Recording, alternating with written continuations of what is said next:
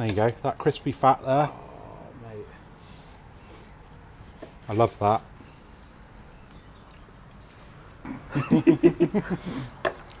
You know when something's so good, there's no words, I just giggle.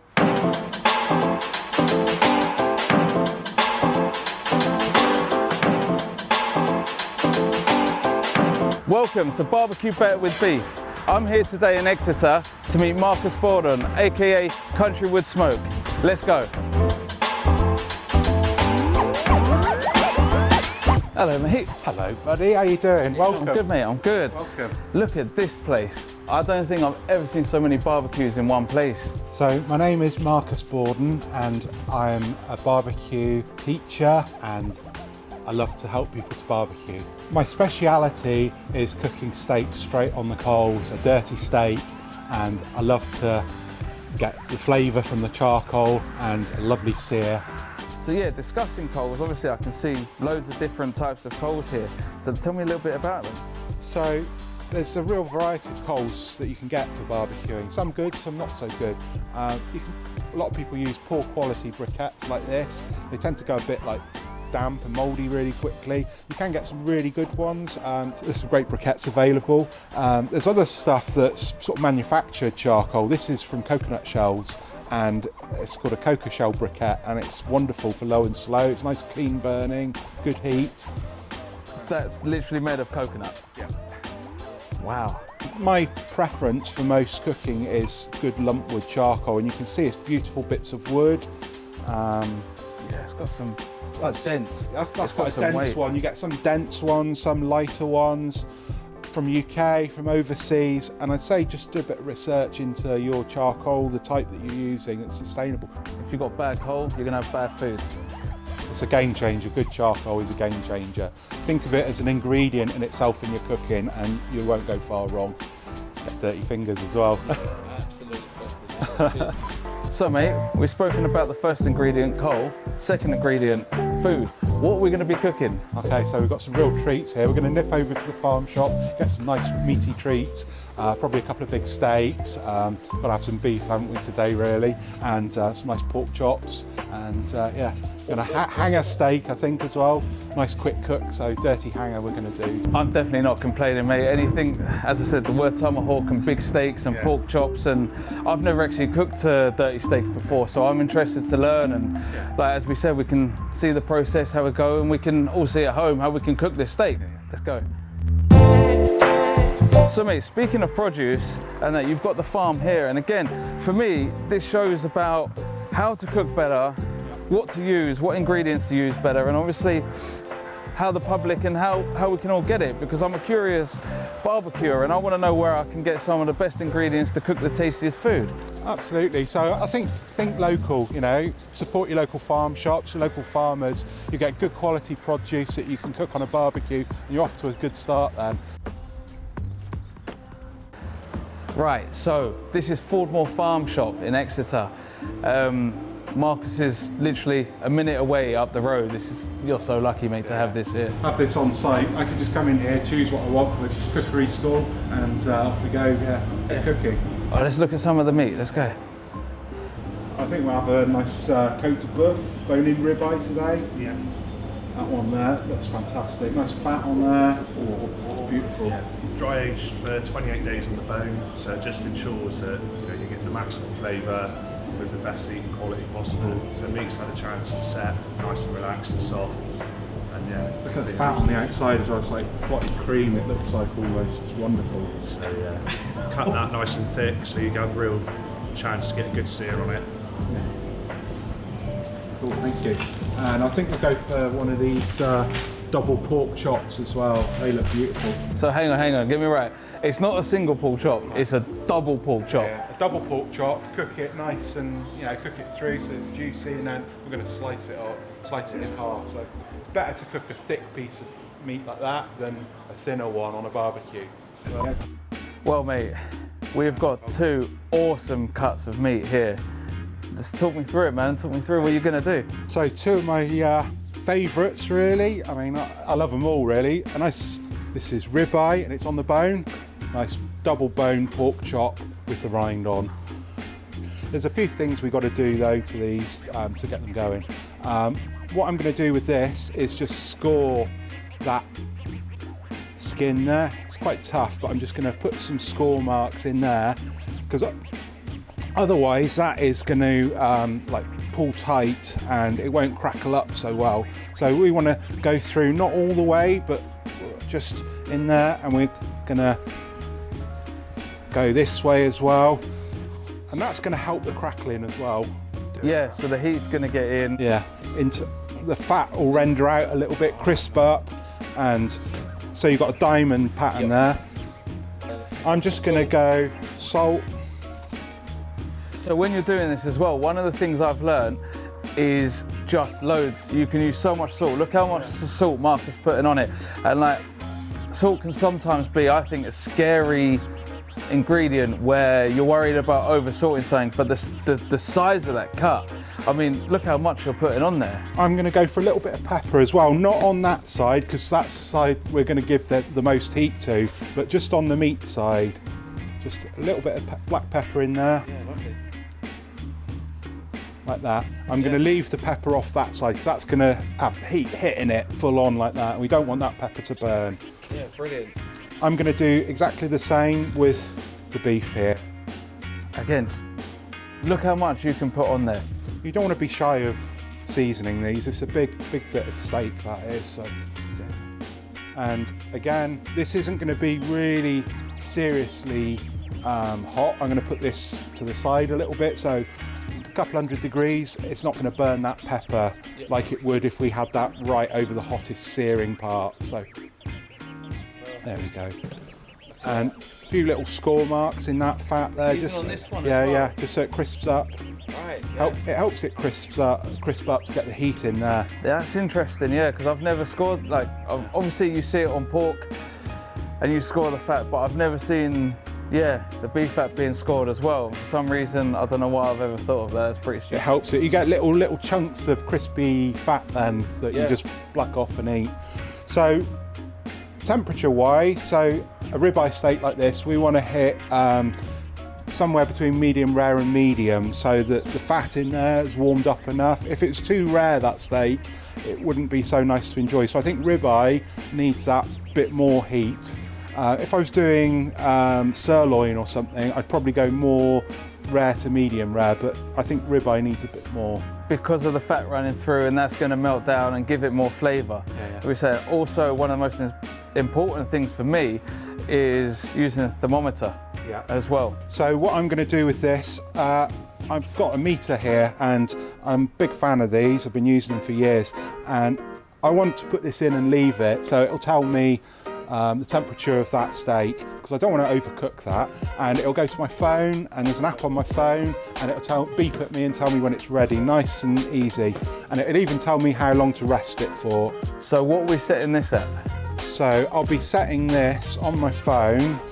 So we've got our app here, and I can set up my cook. I'm going to go beef, steak, ribeye.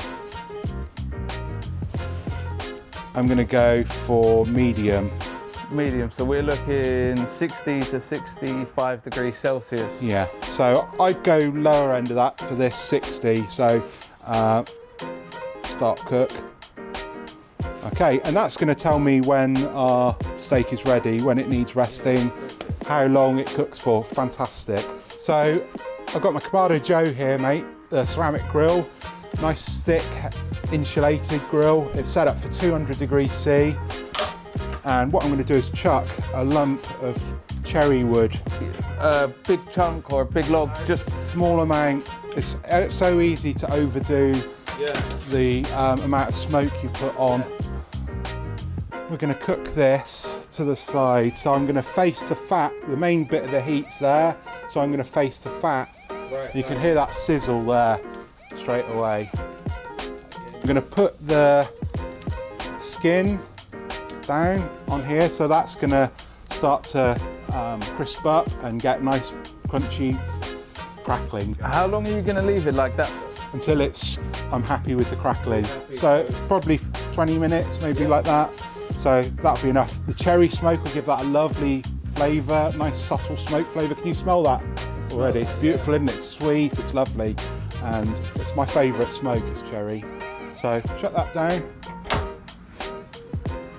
And then what now? Just sit back, relax. Back, beer. Beer. Okay, mate, so it's told me that it's hit 55, which is medium rare, but I want this to go up to a more medium. So when we rest it, it'll carry going up sort of 5-6 degrees maybe to take it to 60, which will be medium. So I'm going to get this off now and rest it.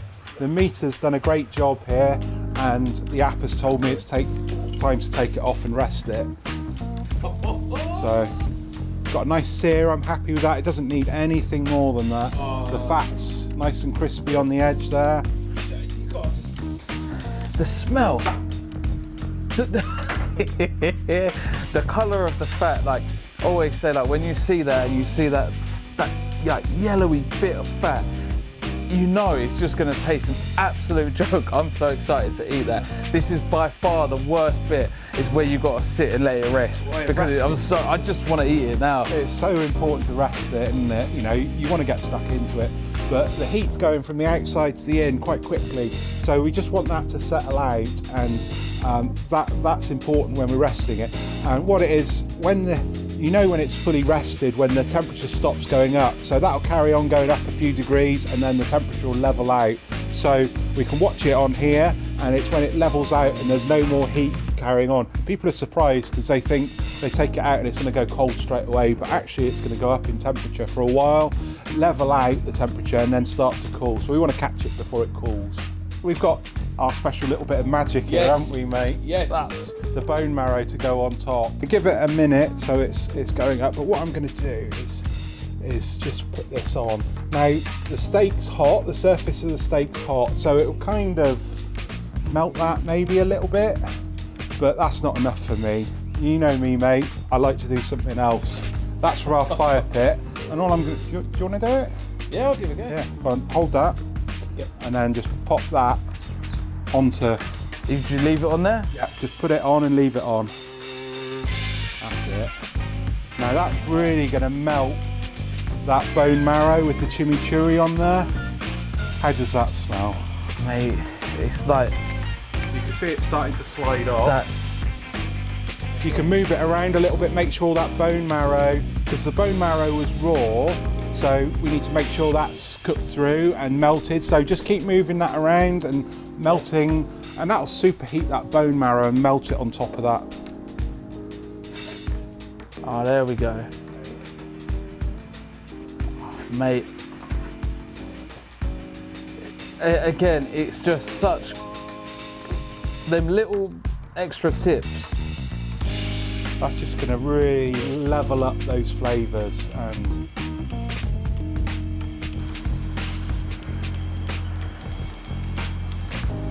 it's fun, isn't it? Well, I think that's rested enough now. I think ready? we're good. Yeah. Yes.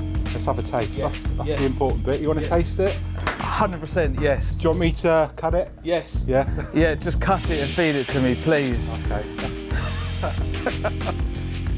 Yeah, look at that.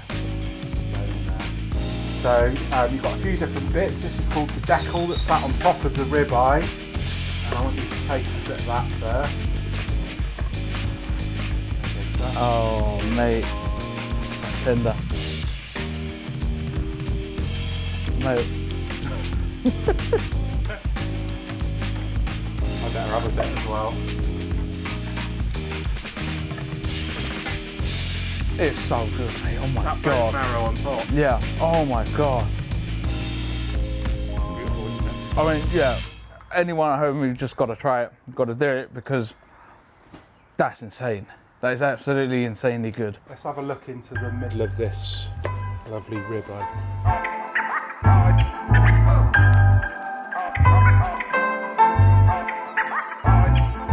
You want to try a bit of that fat as well. 100%, yeah.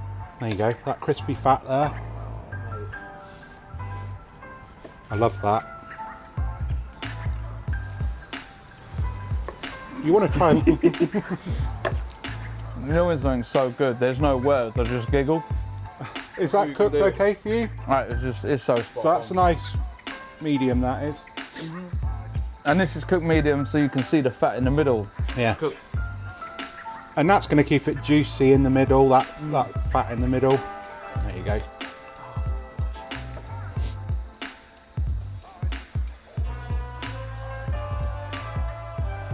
How good's that?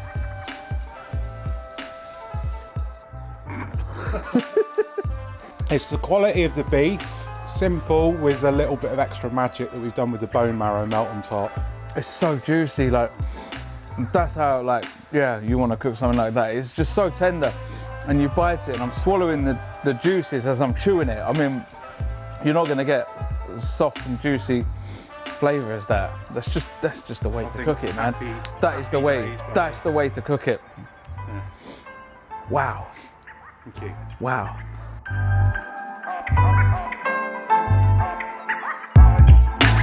All right, so let's have a look and see. The pork chops up to temperature now. Got nice crispy crackling on the outside. That looks pretty banging, mate. So this is getting up to 63 degrees, which is the good temperature to cook pork. Oh, the noise on it. So I'm gonna let this rest now for about 5 minutes. Ah, that noise. We try a bit of the crackling first while it's resting. Yeah, we haven't got time to wait. It's just... Hear that crunch? There you go, mate. Ah, look at that.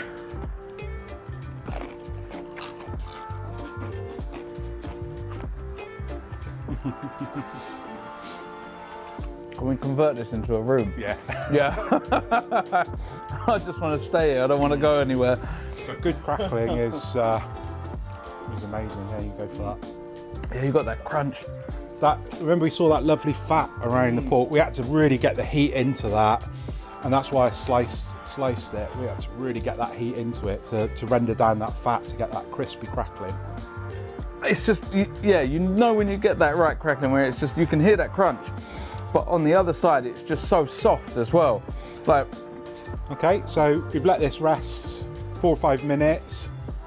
And what I'm going to do is just cut down through, because this was a 2-bone chop, so I'm going to cut down between the bones like that to give us one of these each,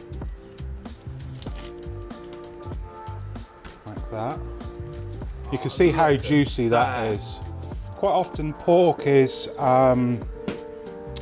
you know, pork loin like this is overcooked and it's not juicy, but you can see how juicy that is. look at that, it looks like a river. So, Coming out of that.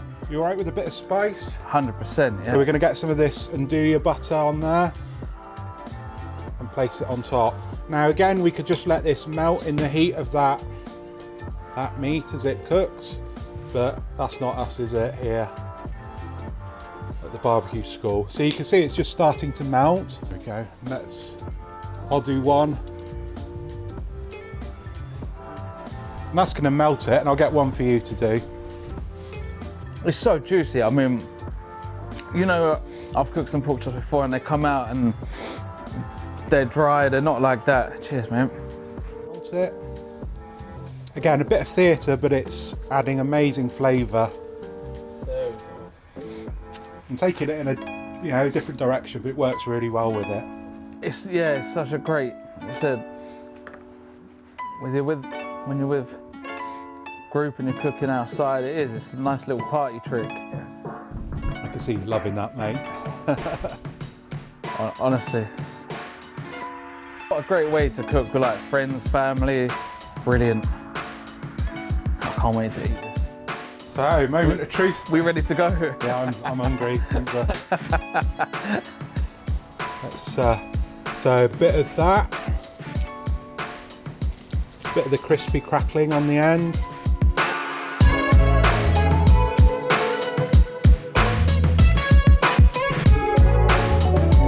Straight in, I've seen my piece, I've seen it.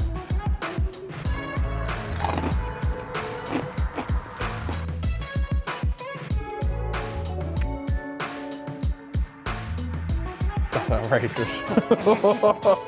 That is outrageous. You've got the lovely heat of that andouille, haven't you? And The taste that's taken it. I don't know what to say. Honestly, I don't know what to say. Thank you, mate. I wish I could just send the taste through to you lot to try that. That's insane. Or just come down here. Seriously, it's worth coming down and learning how to cook this. Thank you, buddy. Wow. Happy days. I'm well happy. A bit more of that. Yeah,